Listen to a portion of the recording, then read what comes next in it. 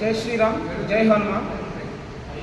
ఈరోజు బజరంగ దళ్ విశ్వ హిందూ పరిషత్ ఆధ్వర్యంలో 18వ తారీఖు జరగబోయే హనుమాన్ శోభాయాత్ర గురించి ఎందుకు చేస్తున్నాం, మనం ఎందుకు చెయ్యాలి, భారతదేశంలో హిందువుగా ఉండి హిందూ దేశం అయ్యుండి నువ్వు హిందువా అని అడిగి మనల్ని చంపబడ్డం జరిగింది. అయితే దేశ విద్రోహ శక్తులు మన దేశంలోకి వచ్చి మన మనోధైర్యాన్ని దెబ్బతీయడం జరుగుతుంది.